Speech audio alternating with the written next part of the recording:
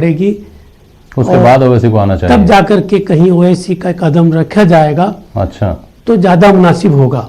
SP Mittal साहब, शायद मैं नहीं समझ पाया अब्दुल लतीफ आर्को साहब की बात को, आप हो सकता है समझ गए हो, आपके पास तजुर्बा है। आर्को साहब ये फरमा रहे हैं कि अभी माहौल बिगड़ा हुआ है, अभी दिलों में दूरियां ज्यादा हैं, अभी अगर ओवैसी आए तो शायद वोट ना ले पाएं, जबकि आमतौर पर जो स्थापित धारणा है असदुद्दीन ओवैसी के बारे में वो ये बताती है कि उन्हें इसी माहौल में अनुकूलता महसूस होती है। अगर जैसा ये कह रहे हैं कि वापस एक बार दिलों में विश्वास कायम हो जाए तो शायद उनका आना बेहतर हो। इस बात को कैसे समझा जाए मित्तल साहब? जेपी जी, अब्दुल लतीफ साहब की बात अपनी जगह है, वो क्या कहना चाहते हैं, उनके विचार है, उनके स्वागत किया जाना चाहिए। लेकिन मैं बताना चाहता हूं कि इस तरीके से जैसे भी बात आई है ना, तो पहले भी बिहार के चुनाव में ओबीसी की पार्टी को बहुत ही हल्के में लिया गया और बिहार में कांग्रेस को सबसे ज्यादा किसी ने नुकसान पहुंचाया तो ओबीसी की पार्टी ने पहुंचाया। उन्होंने न केवल अपना खाता खोला बल्कि कई जगह बिहार में हार का कारण ओबीसी के उम्मीदवार बने। तो अभी जैसे अभी प्रताप सिंह जी की भी बात आई तो प्रताप सिंह जी ने भी कहा कि ये सोशल मीडिया का सगुफा और वहीं रखा जाएगा। ऐसा नहीं है।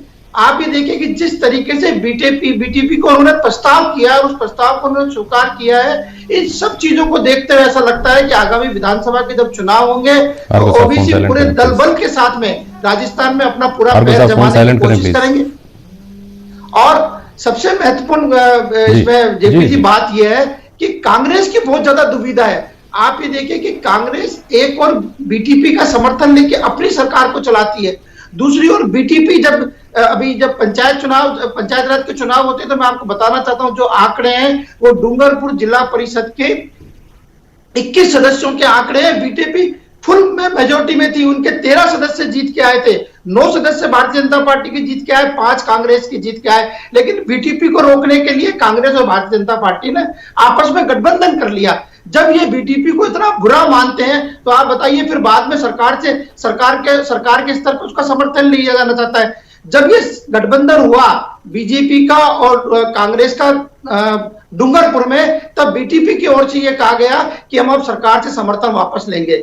लेकिन आप देखें कि समर्थन अभी तक वापस नहीं लिया है। इस सारे घटनाक्रम में महेंद्रजीत सिंह मालवीय का जो चुनाव के अंदर जो बात आई थी उसके संदर्भ में भी देखें तो बीटीपी की स्थिति का पता चलता है। कुल मिला के बीटीपी और एआईएम दोनों जने अपने अपने पैर पसारने में लगे हुए हैं और मुझे लगता है कि राजस्थान की राजनीति के लिए एक खतरनाक बात होगी।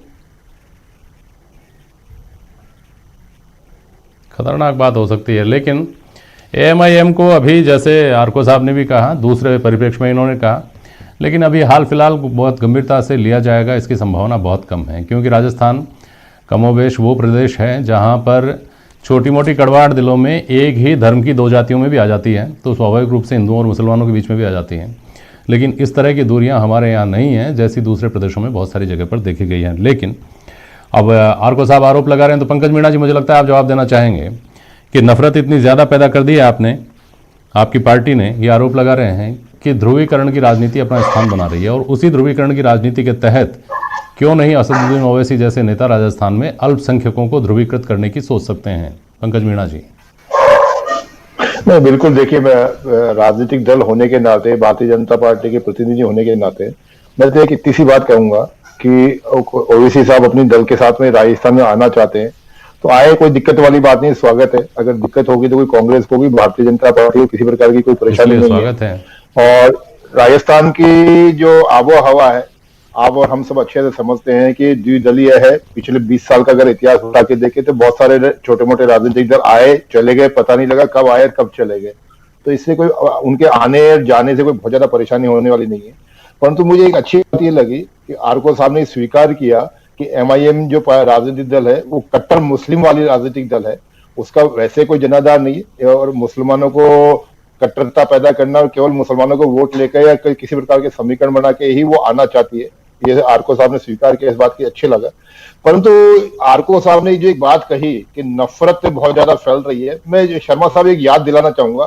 पिछले 2 साल से राजस्थान में कांग्रेस का शासन है और कांग्रेस के शासन में जयपुर जो है गंगा जमुनी तहजीब के लिए प्रसिद्ध है, इसको छोटी काशी भी कहा जाता है, और यहाँ का जो आबो हवा है बहुत मेल मिलाप की है। उसमें कम से कम 7-8 बार ऐसे वारदात हुए जब हमारे रामगंज में, हमारे बासबदनपुरा में, हमारे क्या नाम है ईदगाह में, वहां कांवड़ियों तक पे आपने पथराव किया।